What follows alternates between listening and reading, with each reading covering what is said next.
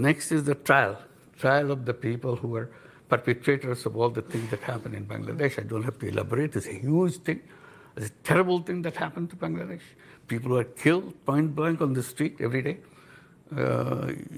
Your son, your daughter went out, never came back, just shot.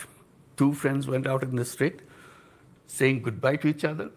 We may not come back. Maybe one of us will come back, another will not come back. We say goodbye to each other. Went out of the street. Either none of them came back or one of them came back. And that's the period we passed through. This is coming as almost a year now. So we'll be celebrating those days of July and August and have this charter. And one is reform, another is the trial of all the perpetrators of this. People disappeared every day, and nobody knew where they disappeared. Where did they end up their life? And horrible stories after stories. These are all documented now. So we have to find out why it happened, who did it, under whose orders. So we have to try them. So this is another agenda for us. Number 3 is the election. So we are talking about the election. So these 3 is our responsibility. So I'll come on to the trials of people involved in a moment, but I just want to stay for just one moment on this question of the Charter, because critics of what you're doing would say, look, you're ruling out lots of political parties, anyone who doesn't agree with this Charter, for example, the Awami League. So you're not really giving people a choice, that this is not a democratic process. This is a very nice, wrapped up in lots of words about consensus. This is an authoritarian step for Bangladesh to take. Yeah. Well, there's a debate about that too. I mean, the debate is Awami League a political party? If they can kill young people on the street just like that, make people disappear just like that, steal money just like that, would you still call it a political party? So that's a debate. This is not a judgment. The issue came on the 5th of August. The former prime minister fled the country. So people were celebrating in the whole country. Finally, we are free. So we thought this ends on the 5th of August after departure of former prime minister. For us, chapter is closed. This part is over. Now it's a country without them. But those who fled, for them it didn't end. They continued the same thing, in absentia, doing it from another country, exciting people. They're fighting on the street. This is the 10th month now. None of that party has ever expressed this remorse. Sorry, our fault, somebody's ordered, somebody got killed. I'm not responsible for it. I feel terrible that I have to be part of that. None of them. So we are for them, it continues. So for us, it is ended. So we don't feel safe there on the street demonstrating. They're threatening the people who are already the leaders of this uprising. So safety of the country, safety of the politics of the country, the nation has decided that for the time being, the activities of Awami League will be suspended for the time being. That's all we have done. We have not banned Awami League. We have not done anything until the trial is over. That's all. The trial of those people? All the people who found guilty. So let me ask you then about that. Sheikh Hasina is obviously under the care of India, now in a secure house there, which she fled to. We'll come on to relations with India as a result. But if I said to you, why not leave the question of the trial to the next elected government? What would you say? Why is this interim government going to deal with it? I didn't decide it. We are given this task by the people who invited us to take the responsibility, 3 tasks. And we accepted those 3 tasks. We are just going through that. Let me just ask you one other thing on this particular period. I'm looking over at some of the media, but there have been a lot of reports of a clampdown on media in Bangladesh over this period. What is your response to? It's false. It's not true. Not true. They never had so much freedom in their life. They can say anything they want. Yeah, we may hear some of that later. I know. Let me come on to other questions about the economy. which is the role of anyone who takes on a job as you have done, and suddenly dealing with the economy of your country at a particularly difficult time. What has been the impact of the upheaval in tariffs that the world is going through? Well, this is a very tough job for us. While the world is going through all these problems, we are going through another set of problems. We are at the zero level of our economy, or a negative level of our economy. Not only zero. Zero is still, you have positive thing that you can move. We have huge bills to pay because all the mega projects previous government took, so that they can make lots of money out of that, cut from those things. Now they are maturing to be paid. We don't have any money. All the resources from the banks, from the other sources, non-banking sources. In total, we estimate, given it to our white paper, $234 billion taken away from the country, and documented in which way, and so on and so forth. So that's where we are. Resources gone. We start from obligations to payment. It's a negative. Our foreign exchange reserve at the bottom because it's empty. Banking system collapsed completely because the banking system is very easy to transfer the money, very simple procedure. Under threat, the whole board resigns. You put a new board of your choice and start issuing loans to your friends with the understanding this is a gift you get. You never have to pay back. There's no collateral, nothing. So this is the banking system we inherited. So we have to restore the banking system in some way. We have to make payments for all those people who are knocking at the door with the big checks, big bills that we have to pay. Otherwise, we're going to the court, which is not good for us. So we have to, and in that crisis moment, the best thing that happened to us, the overseas Bangladeshis, many of them are here, in London, in England, and so on, in Middle East. They kept sending remittances, huge amount of remittances. And that saved us. The economy was saved with them. And that remittances keep growing. Today, our balance of payment situation is completely changed. As you said, and that has been a real transformation. The IMF, though, is having a lot of meetings with Bangladesh. And it is quite clear on this, it doesn't want Bangladesh to wait for the next government. It wants the interim government to deal with some of the things right now. One of the things it wants is that you find a way to increase the rate at which people pay tax, that more people pay tax, that you can collect it better. Is that something you think is within the powers of an interim government? The first thing I must mention in this, amazing response we get from all the governments of the world. Enormous support.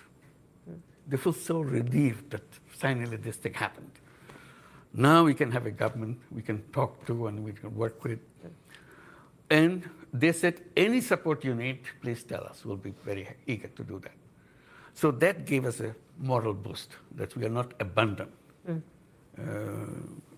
Government of United Kingdom, Great Britain is one of those countries. We are very grateful to them. Like European Union, United States, Japan, China, you name it.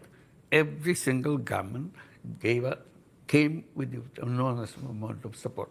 And that gave us a moral boost that yes, we are not abandoned, we are not alone, they'll be helpful. And they were really helpful. You mentioned IMF. Yes, IMF also helpful, World Bank is helpful, all the international agencies. Not everyone uses those adjectives, so I'm telling you, it's a very concrete thing. Yes. The one that IMF came into the picture because the last debate that we had for the final release of the fund, the IMF was controlling and they agreed to give us, that you have to open your foreign exchange rate. It should be left to the market. We are worried about it because so far we are controlling it so that we don't kind of expose ourselves in the drain of all the foreign exchange gone because of the system.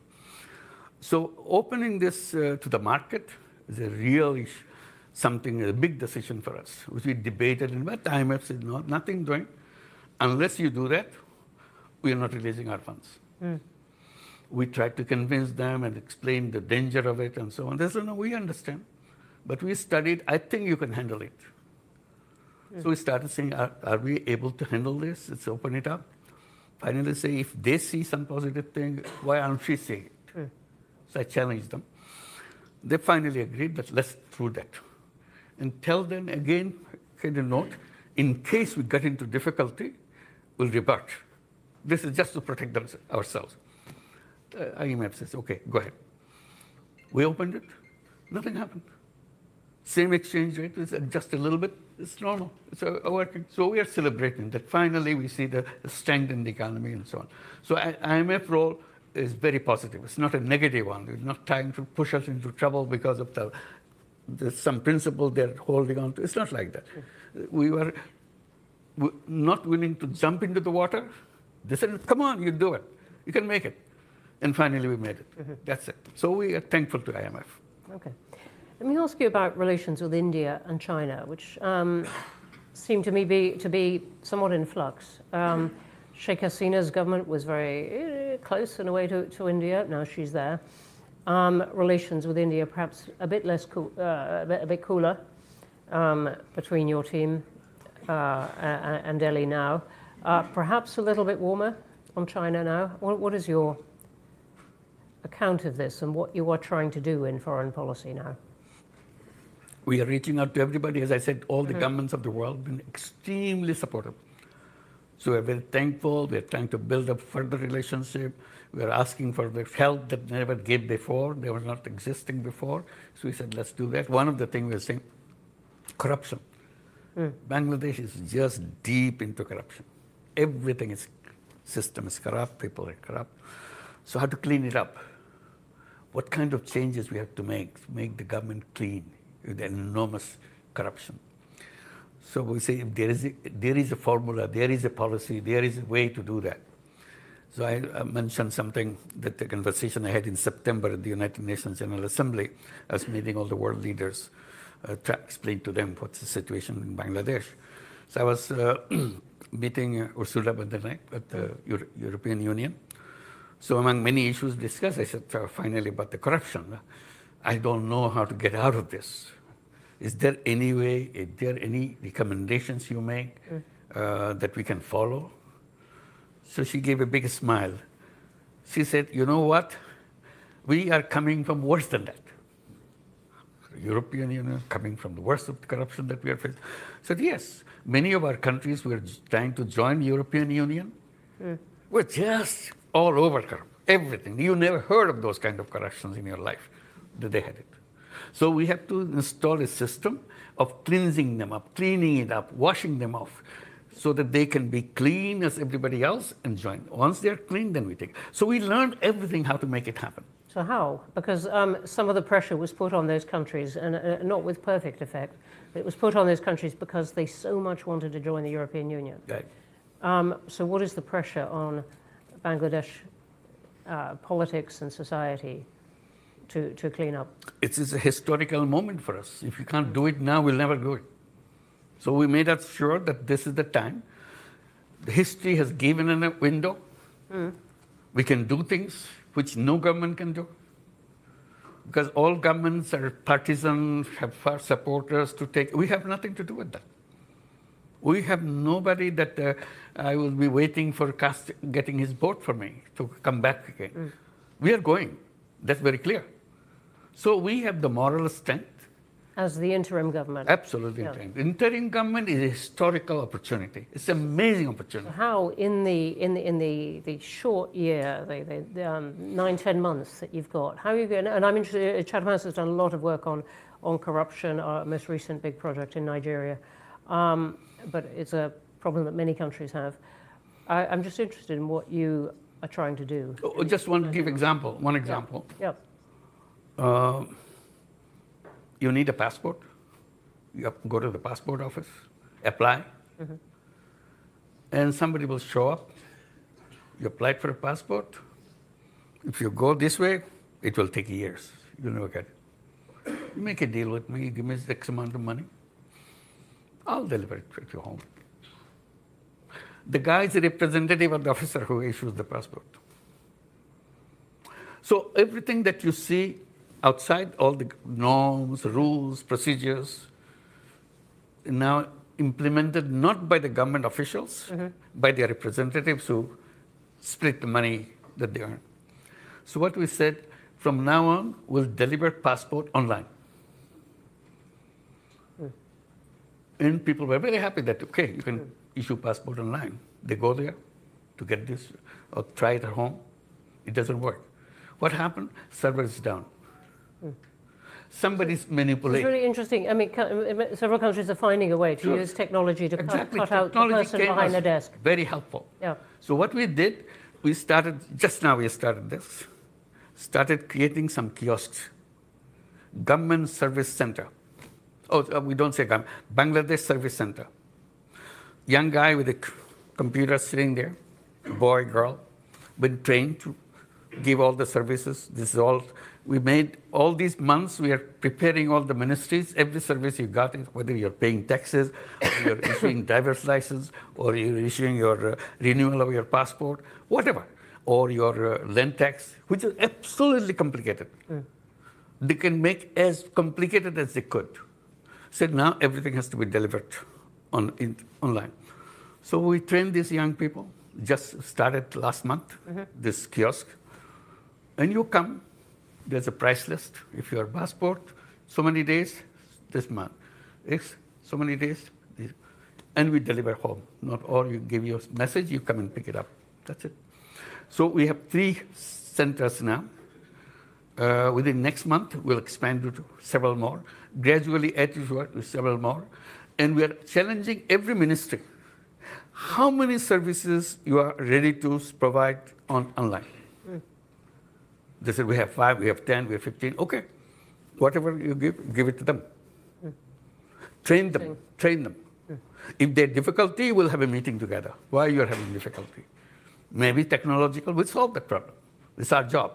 I said, the task of the interim government, by the time they leave the government, all these services will be available to people, and all the ladies at home in the villages, women, housewives, they will be delivering these services. We'll train them, they will deliver it. They don't have to come to the city to do that.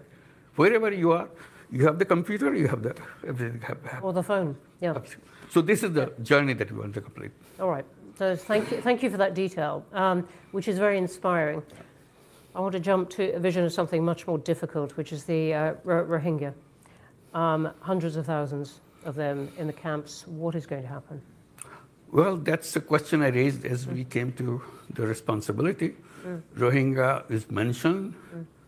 Only time they mention who is paying for their food, who is paying for their education of the kids, that's about it. I said, then what? No question. Nobody's answering that question. There are international organizations helping this. I said, the question must be answered when they're going to go back. What is their future? That question was never discussed. I said, I want to discuss that. I want to raise that. So we went to the United Nations General Assembly. I had a special meeting of all the donor countries who were helping the Rohingya issue, and raised this issue. Do you have a map, road map, when they want to go back? Oh, no, we have not done that. I said, please do that. Because unless, even if it's a 10 years, 20 years now, have a date. And we know 1 year less now, another year gone, and we go there. So we are working very hard to make sure that we can repatriate those people to go back. In the meantime, we have problems. US government stopped all the money, USAID money. Absolutely. Suddenly disappeared. And what used to be $12 a month per person for food, suddenly that $12 disappeared. Somebody said, okay, we can accommodate for 2 months for $6 a month. I said, okay, 6 months. Now it's $3 a month. What do you do with $3 a month for whole food for a family, for a person or something? So we're going through that process now. So organizing, again, going back to the world community, said, look, you asked us to host them. We are hosting them. But the responsibility of maintaining them, you took yourself. So please don't create a problem. Who are you talking to in that? Who do you really have in your sights that you would like help from? With a whole group of countries who are with us, who was connected with the Rohingya thing. We have meetings with them. Is the UK one of those? Of course, it's a very important one, not only one of those. The UK is a very important supporter of the whole thing, even now, in this crisis period. So we urged to have a global meeting of the Rohingyas on these issues and related issues in September this year at the United Nations. Have a separate UN General Assembly session on that, on the sideline of the General Assembly, have that, and discuss all these issues. This is one. In the meantime, political changes happening in Myanmar. Rakhine State is taken over by Arakan Army, which is all the hub of the Rohingya population. They have a new push of the Rohingyas pushing into Bangladesh. We started with 1.2 million Rohingyas. Now it's another 200,000 coming in from the other side because of the things that are happening on the other side. So increase. And the most dangerous thing that I felt, and I started raising that, I said, when they came, Rohingyas came to Bangladesh, they came with their kids. They didn't leave their kids. Some of them 2-month-old, some of the 2 years old, some of the 5 years old. I said, 7 years are gone. The 5-year-old became 12-year-old, and so on. And each year, there are 35,000 children are born. So they are growing up too. So we have a whole new young generation coming up. And they have no hope. They don't know who they are, what they are supposed to be doing. It's a prison that they live in, but they have the computer, they have the mobile phone, they see everything in the world. So they see, what is our future? I said, these will be very angry young people growing up. How their anger will be expressed, we don't know. Whichever way it will be expressed, it will be a big explosion, I can assure you right now. Please help us, so that before that explosion point comes, we can take care of them, they're happy with their life, they're as creative, as talented, any of our kids. They are no different. But they are in a situation, they see the world outside on your mobile, we see the televisions everywhere, but they don't see their life. They are in a prison. And why they are in prison? They have stories to listen to their mother, their father. No answer, why do we come back home? And that's a very important question to be answered for them. And your plan is still that eventually they go back home? That's the only way it can be solved. You're not going to integrate them into Bangladesh? It's impossible to do that. It's impossible. Why? It's already the people who live around the camps, very hostile. Very simple reason. You get everything free. And we are struggling to make a life. And then you take our jobs, you take our food, you take away things from us. Why don't you go back to your country? Why are you interfering with our life? Those kind of things. Your children having a fun life, our children, no life. To them, it's a fun life because you're sitting there not playing games. It's a fun life. Our children is working hard, but no life. So that will spread. The moment you say that, you promise that they will go back. The government promised that they will go back, and they know that. Now, to say that they will stay with us, who are they? We are having difficulty. Now you are putting them into us. No political government, no government will accept that. You've made the point very, very clearly. Let's go to questions. There are going to be a lot of them because there are a lot online, I can see already. Well, a lot of them. Hands up everywhere. Who is speaking? Me. I'm going to go to the woman here in the front. Okay. And then we're going to go one at a time. I'm going to take a couple here. I will come to you. And I will get the people in the back as well. Thank you for the opportunity to question you. My name is Sami Akhtar and I'm a UK correspondent for the Daily Sangram Pratidin. So I have a question for you about your reformation agenda. You have said that for the freedom country or Bangladesh, new Bangladesh, you have to change some key pointers. Those are related to your reformation, which is reform. So now my question is to you that when you arrived at Dhaka airport on 8th of August 2024, you said that your main challenges is to bring all the people together. So whenever we see that the Bangladesh first President Bangabandhu Sheikh Mujibur Rahman's, his house was demolished by over the 6 hours by Dhaka City Corporation bulldozer. So there we have seen that the administration was silent. So on this basis, you have you have made division by separating particular persons or their supporters. So on this basis, we can say that how you plan for reform Bangladesh or make unity, accept them, and are you an only advisor for the other half, excluding them particular parties or the persons? Okay. Thank you. Thank you very much indeed. There's a lot of, yeah, simple answer is lots of questions, lots of issues, all came at the same time. We can handle everything right away. So it's a kind of period that we have gone through. Things have calmed down, come to order. Now we are dealing with it. Bringing order to the nation was a big task for us because the police force that we got, yesterday they are shooting at the kids. And today, suddenly they said, okay, clear the road, get out. Who are you? They want to beat you up because you killed my brother, you killed my son, you killed my sister. And now you're telling me to do what to do. So they're afraid to go to the road. So we had a deadlock situation. We didn't know how to handle those kinds of things. So it took time. And luckily, I can report you, that has come down now. People are accepting the police, all the people that identified as the perpetrator of all the terrible things that happened to Bangladesh, taken out of the services, and they will be under trial. This is the trial becomes such an important thing. You know the person. It's not something some police says, I know the guy who did that. It's in front of me. It's in my video. I can show you my video. The whole thing happened in Bangladesh with open videos everywhere. So all recorded. It's an amazing kind of uprising where every single event is recorded as it happened. Not one camera. Everybody has a camera. Everybody's taking it. It's all been assembled, it's identified, and we are trying to clean. We are not saying that we are a government that solve all the problems. We are successes. We have now a police force which can bring law and order in the country and so on. So we are, and the unity of the political parties is the #1 goal for us.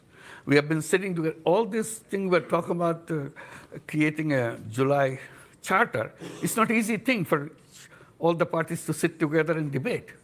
But we're doing that. And I'm promising you here, and I hope I can deliver you in July. July is next month. That charter will be announced in the presence of all parties. That's the best unity you can get in any country after a revolution within a month, within a year. Okay. Thank you very much. Come, the front row here, the man next to you. It is so packed. Thank you, Chair. Would you like to say who you are, please? My name is Bulbul Hassan. I work for Channel S Television. I've got a very precise question. People in Bangladesh, a significant number of people in Bangladesh, apparently disillusioned with the conventional political system. So once the election is over, the democratically elected government takes over. Are you in a position, or do you have any desire to be a part of that government? No way. No way. Good one. I think none of our cabinet members would like to do that, not only me. So our job is to make sure the transition is managed well and people are happy when we hand over power to the elected government. So we want to make sure election is right. That's a very critical factor for us. If the election is wrong, this thing will never be solved again. It will be very difficult. Thank you for the question and answer. Right, Mika, last one in the front row here, and then I'm coming to the back, and over here. We've got good time. Not for everyone, but lots of time. Sorry, no, I'm this chap here. Sorry. Hi, thank you very much for arranging this event. My name is Diwan Mehdi. I'm the Director General of British Bangladesh Chamber of Commerce and Industry. First of all, I would like to say thank you to you for taking the responsibility in a big chaos when the young generation was wanting for a big change. So you showed the courage, and we appreciate your time and patience. We had no other option. Therefore. Okay. My question is to you. We have seen a very surprising role played by India. They seem to be a democratic country, but when it comes, we talk about Bangladesh, their role is very unclear. In what capacity, if I speak very legally, they are keeping Sheikh Hasina in their country? Well, there would be a trial going on in our country. And the same question was asked in their parliament. They did not have any clear answer. And I know you are a very well-known person, like internationally. In order to create pressure on India, how you are using your lobby in terms of United Kingdom, in terms of USA and other countries, because this is very surprising in 21st century. If we see a prime minister fled from one country after killing thousands of people, after making injured thousands of students, like number of incidents we have seen there was no internet even.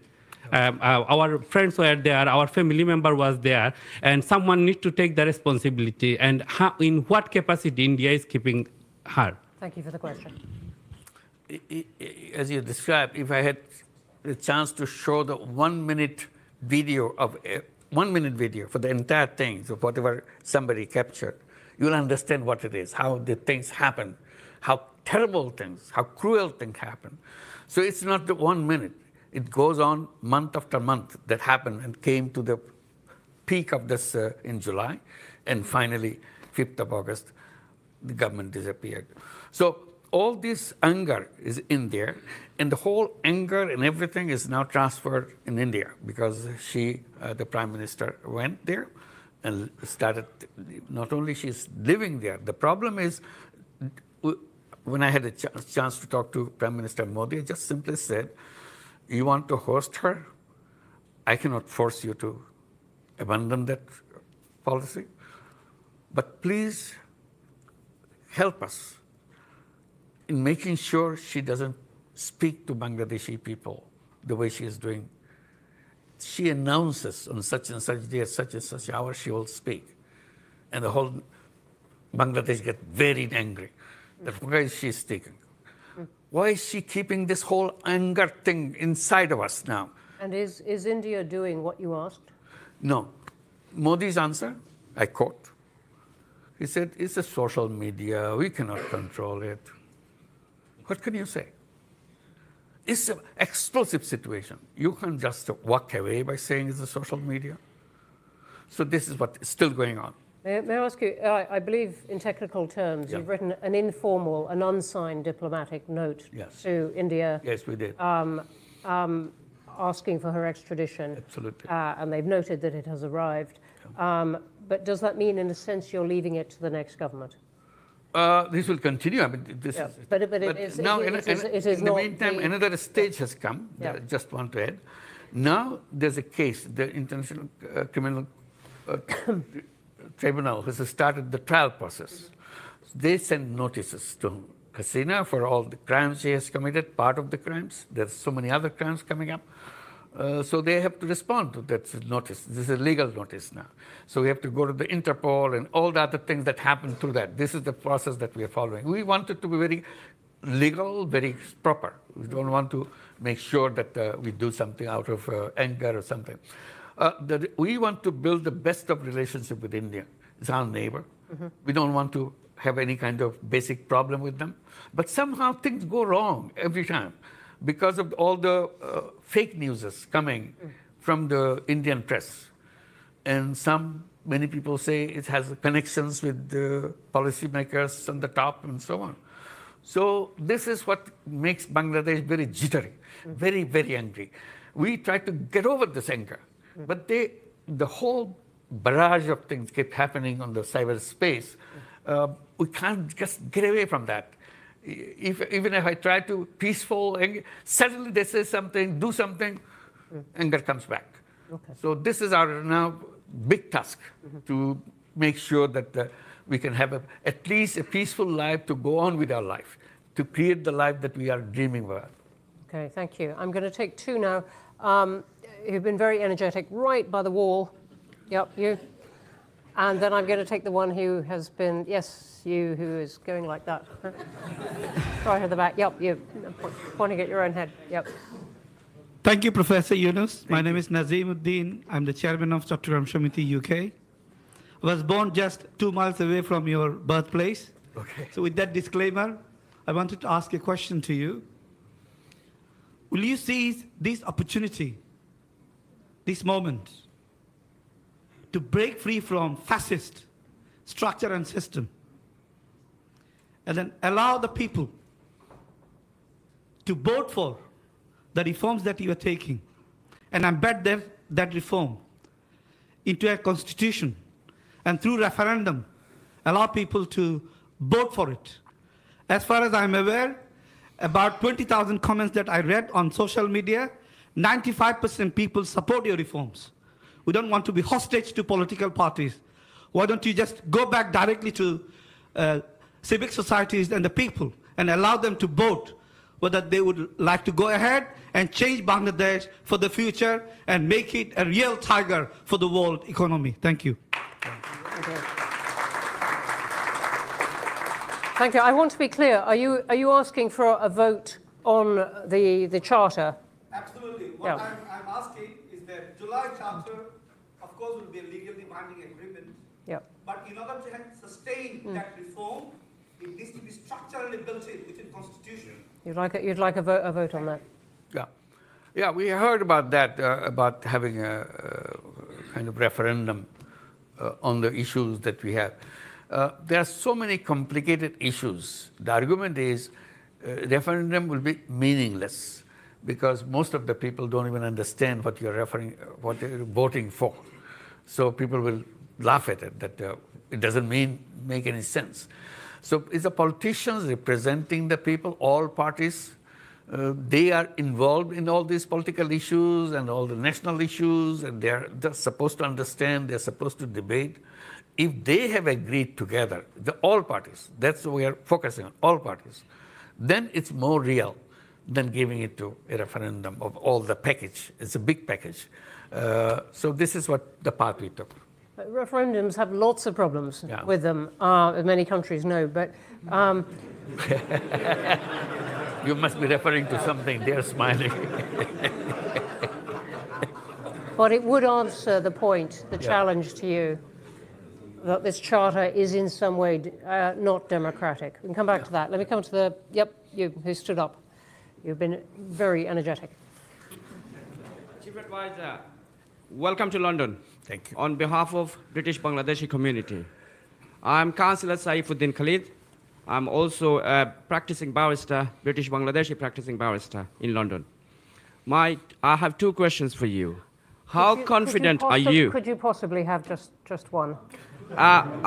It's very quick two questions. I'm not going to make a statement. How confident are you that the political and democratic organs will be well equipped to hold a general election, a credible election with level playing field by April 2026? We'll try our best. And secondly, British Bangladeshi community would like to have a meeting with you. Do you have a plan to meet British Bangladeshi community who are eagerly waiting to meet and have view exchange with you? Thank you, Chief Advisor. Thank you. Thank you very much for inviting. I wish we could, but our program made such a packed program. We're rushing from one to the other. Thank you so much, but definitely we'll try to keep in touch. Thank you. We can take this Very kind of you. as part of the meeting. I'm going to the woman in a white shirt there. Sorry, I can't quite see. Yes. Okay. Hello. Professor, my name is Dr. Zoe Mandage, and I'm very, very interested in Bangladesh and especially the young generation, the generation which stood up for justice.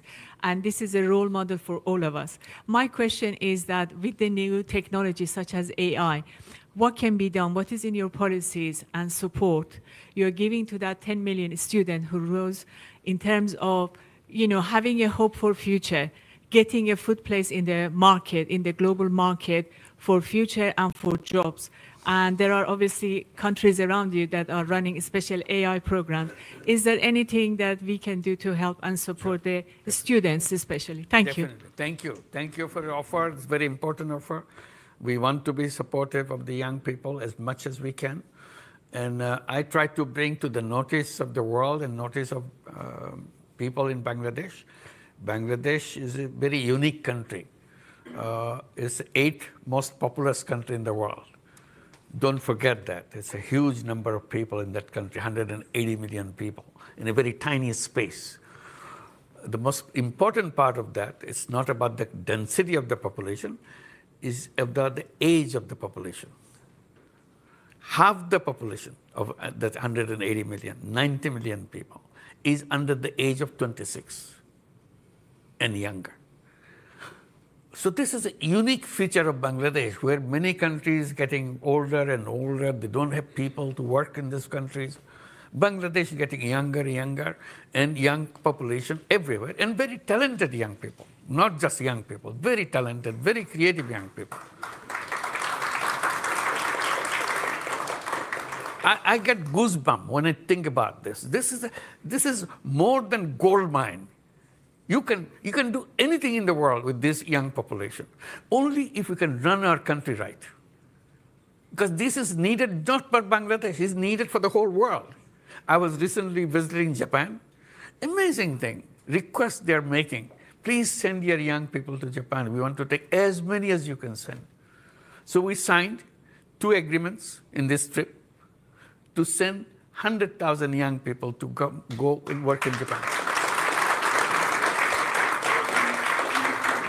And I said, please keep these doors open so that we can continue to bring young people from Bangladesh, boys and girls, not just boys and girls, to come to Japan and do everything that you need to do, because you don't have any population to run your factory, run your businesses, run your buses. Their buses are stopped. They have no driver. Their taxis don't function. There's no driver. Your businesses shut down because there's no people who run the business. Their agriculture stopped, abandoned, because nobody's there. Their machines are there, farmhouse is there, land is there, no people. I said, okay, we will be very happy to help you, to send our young people. They said, only thing you need to do, teach them how to speak Japanese. I said, we'll do that. We'll do that. That's a great So we are a very answer. lucky country. That's what we say. We're a very lucky country to be so resourceful with human beings. Great. No, can I, I'm sorry, I'm going to come here to the front row. There's a storm of people with things to say. Thank you.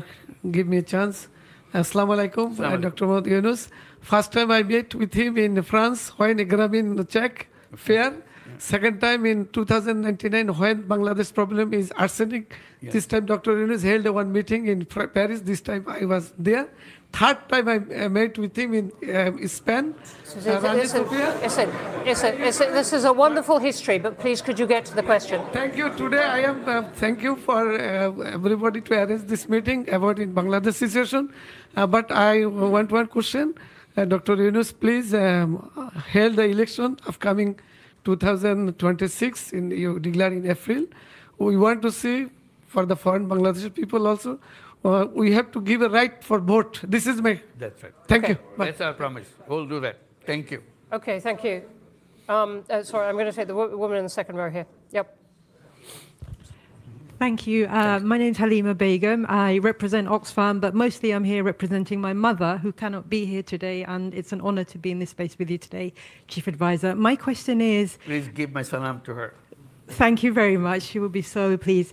The question really I have is how much security can you offer to the protection of women's rights and gender? Because often when we see challenges around democracy, it's women who are then exposed. And as we know, the rollback of gender is quite a significant concern at the moment. Thank you. Thank you very Thank much. you. There are not so many women We had in the this Women audience here Commissioner. today, so thank you for the question. Very bold recommendations. Women are outspoken.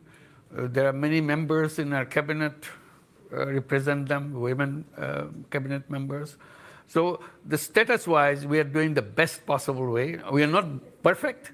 Definitely Bangladesh has lots of difficulties in getting all the rights established in an open and fair way. But government is committed to establish them. That's all we can assure you. Thank you. Thank you. And the woman here in green on the aisle. So much. No, sorry. I'm so sorry. It was a very good beginning. Let me see if we can get you in. Let me see if we can get you in as well. Yeah. Thank you very much. Thank you. It's on. Your Excellency, welcome to London. My name is Zamira Konopianova. I work for Chevron. So we are one of your largest investors. We've been partnering with your country for over 30 years. My question is, what actions your government is taking to attract foreign direct investments into Bangladesh and specifically into the energy sector? Thank you. We are very, very active on that. We have been holding summits of investors, and Chevron is a participant on that. We're inviting many other companies to come and invest. And we are promising them something very important, that you don't have to come and invest here just to sell your things to Bangladesh. Bangladesh is offering itself to be the production hub for the world, not just for Bangladesh. So we provide young people that are ready to work for you, and we provide all other facilities so that you can plug and play situation. You bring your factory, produce it, and sell it to the world. In return, also, we are promising that we will build our port facilities in a world-class way so that you don't have any difficulty in bringing things to Bangladesh and sending out your products that you have produced here. So that's how we are bringing the investors, not only for Bangladesh, we also keep reminding them, you have a big market right here, not just Bangladesh. You can produce to Bangladesh. We have all the communication things we'll fix it up to deliver it to Nepal. Nepal is a country that cannot access to the ocean.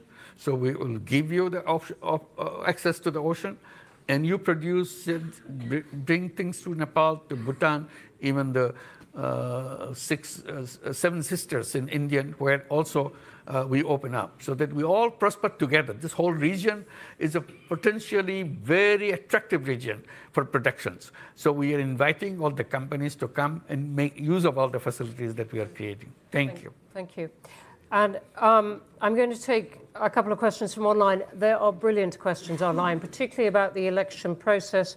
I think we've covered it as much as we can in the time, but thank you for the questions. Let me take a pair of questions which are on the Bangladeshi community in the UK. One from Annamoy Chowdhury saying, Your Excellency, Bangladeshis living in the UK are sometimes regarded as a disadvantaged community in comparison to others. What advice would you offer to help shape a more prosperous future for them? And then there's one from Katie Dominy saying, what would you like the British Bengali community to do to help Bangladesh? Absolutely. This is an opportunity of lifetime. That you are here, you are lucky that you have access to so many knowledge and success and services and resources. Please bring it to make changes happen in Bangladesh. This is the time for Bangladesh to change fundamentally, not just a touch and go kind of thing. It's fundamental changes Bangladesh is waiting. One of the things we're encouraging to build up apps so that you can tell us who's willing to do what kind of facilities, what kind of knowledge, what kind of ideas that you can share with us so that you can come and help us to build the country that we are all trying to help transform itself in the quickest way possible. The potential is there.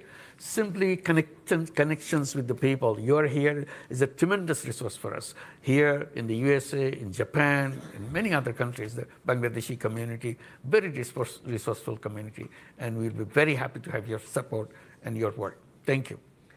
On that note, we are going to have to stop. I am so sorry. There are so many questions up. Thank you. Thank you. Thank you.